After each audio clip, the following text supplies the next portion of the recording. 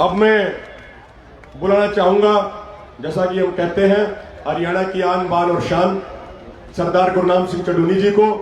और ये बात मैं बार बार कह रहा हूं कि जिस तरीके से लाला लाजपत राय के ऊपर जो लाठी बरसाई गई थी, वे लाठी अंग्रेजों के ताबूत में आखिरी कील साबित हुई थी।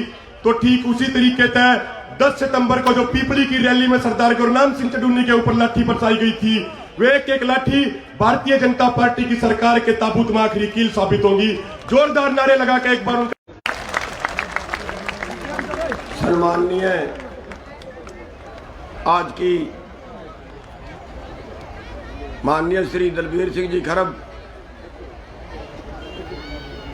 माननीय श्री जगदीश तपा प्रधान, माननीय श्री पृथ्वी सिंह जी, माननीय श्री रामचंद्र तपा प्रधान बास, श्री कृष्ण तपा प्रधान नारनौंद, माननीय श्री धर्मपाल जी प्रवक्ता सतरौल खाप, युवा शक्ति सतरौल खाप, जिन्होंने ये प्रोग्राम करवाया, अति धन्यवाद दिए। बहुत अच्छा प्रोग्राम करवाया है। आज की सभा के अध्यक्ष हैं माननीय श्री रामनिवास लोहान जी,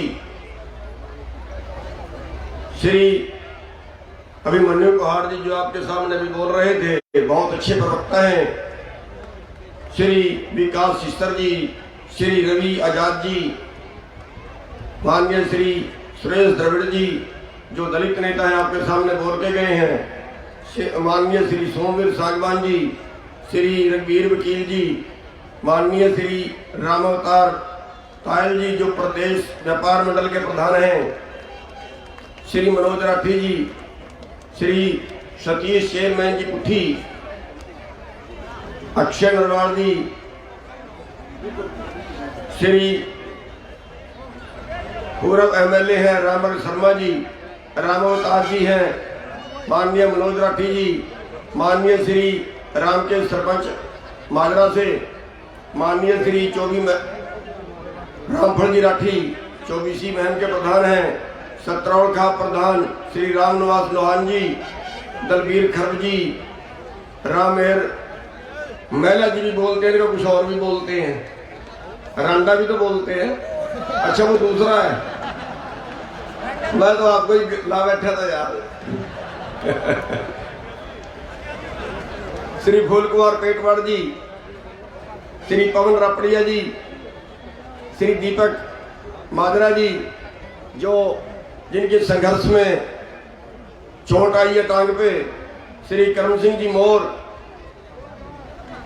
जो सबसे पुराने किसान यूनियन के इस इलाके के कार्यकर्ता हैं, मेरे साथ हैं सत्यावान दनौदा जी, सुकरमपाल धाना जी, संदीप टोपरा जी, नरेंद्र जी और बलवान सुंडा जी हैं जो काफी किसानी के लिए काम कर रहे हैं। सभी मंच पे बैठे अन्य मेरे भाइयों बुजुर्गों, हमारे सामने बैठे हमारे भाइयों बुजुर्गों, हमारे बच्चों, हमारी माताएं बहनें, हमारे जाने वाले भाई, हमारे मीडिया वाले भाई, साथियों, हम क्यों लड़ें, हमारा क्या छीन गया है और हमें क्या चाहिए।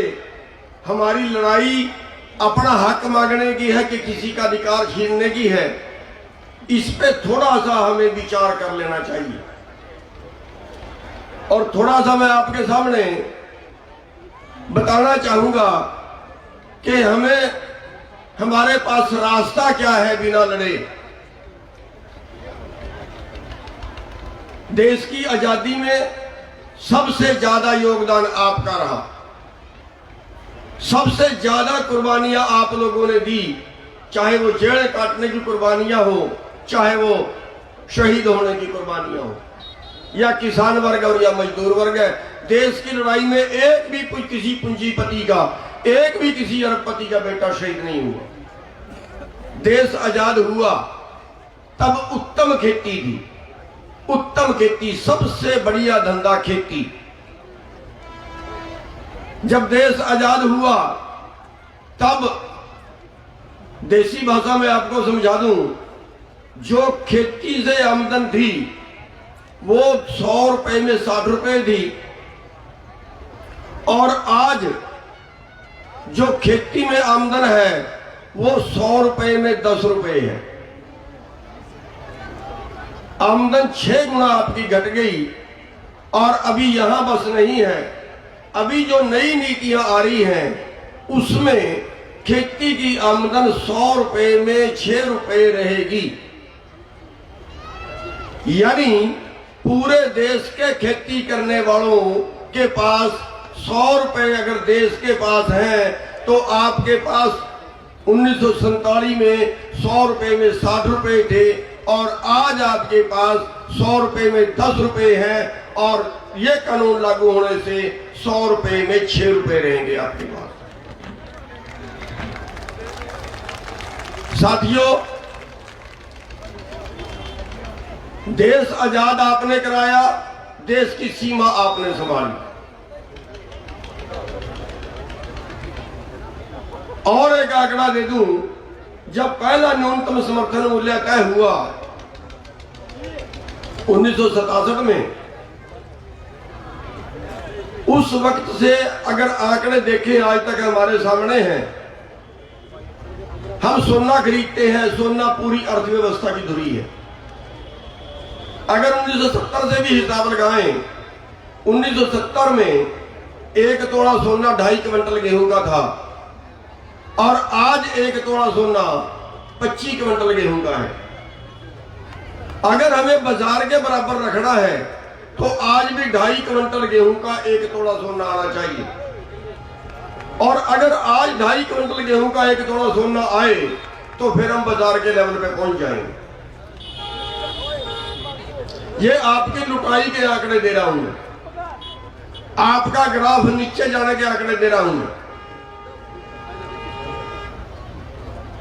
जिन लोगों का देश की आजादी में कोई याद नहीं रहा, जिन लोगों का ये जो आरएसएस वाले आज कहते हैं ना, बीजेपी वाले आज कहते हैं ना, ठेकेदार बनते हैं आज तिरंगे के ये लोग, इन्होंने देश की आजादी में कोई योगदान इनका नहीं था। 1% योगदान आरएसएस का नहीं था। आज जो हमें ये तिरंगे का पाठ पढ़ा रहे हैं ना साथियों, इस 60 साल तक आरएसएस वालों ने अपने दफ्तर के ऊपर तिरंगा नहीं लगाया।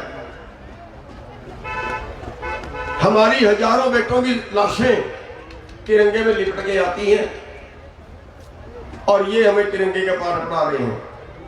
26 तारीख को दंगे करवाने लगे थे ये लोग, 40 लोगों में पर्चा दर्ज हुआ, करनाल पे दंगे करवाने के पट्टे मारने शुरू कर दिए थे इन्होंने। साथियों, आज हमारी लड़ाई अपना रोजगार बचाने की है। आज हमारी लड़ाई अपनी खेती बचाने की है। पिछले 20 साल के अंदर 3.5 लाख से 4 लाख के बीच किसान केवल 7.5 लाख करोड़ का कर्जा है। अगर एग्रो इंडस्ट्री का कर्जा अलग कर दें पूरे देश के किसानों में, और इतने कर्जे में 20 साल में 3.5 से 4 लाख किसान आत्महत्या करके मजबूर कर दिया। उनको बैंक वालों ने किसी के फोटो लगा दिए, किसी का जमीन की कुर्की कर दी, और किसी को मुकदमा कर दिया। और अभी तक जिस दिन का देश आजाद हुआ, आज तक एक भी पूंजीपति ने 10,000 20,000 करोड़ के कर्जे में एक भी पूंजीपति ने आत्महत्या करी हो तो बता दो। आज का जो आंकड़ा सामने आ रहा है वो ये है कि आज 15 लाख करोड़ रुपया 15 लाख करोड़ रुपया बड़े पूंजीपतियों ने बैंकों का मार लिया, जो वसूला नहीं जा सकता। यानी आपके टोटल कर्जे से 2 गुना उन्होंने मार लिया, जिसमें एक भी पूंजीपति जेल नहीं गया, जिसमें एक भी पूंजीपति ने आत्महत्या नहीं की। ये 2 तरह के कानून कैसे हैं हमारे देश में?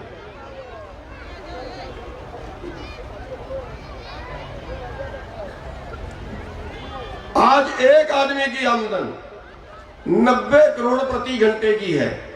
पूरे साल की गिन दी जाए, मैं आजाद देश की बात कर रहा हूं, क्या फायदा हुआ आजाद कराए का? किस लिए आजाद कराया था? पूंजीपतियों के लिए क्या? आज एक अंबानी की आमदन अकेले की 1 घंटे की 90 करोड़ है, यानी साल की इतनी है जितना सारे देश के किसानों पे कर्जा, इतनी एक आदमी की है। और वही आदमी इतनी आमदन के बाद वही आदमी बैंकों का डिफॉल्टर है। उसी आदमी ने बैंकों का पैसा मार लिया। ये हो क्या रहा है देश में?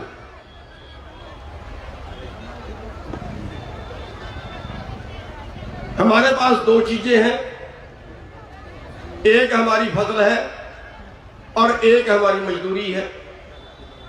दोनों चीजों की हालत देख लीजिए। आज हमारी 23 फसलों का एमएसपी मिलता है, सैकड़ों फसलें बाकी का नहीं मिलता। 23 फसलों का एमएसपी तय होता है, खरीदी नहीं जाती।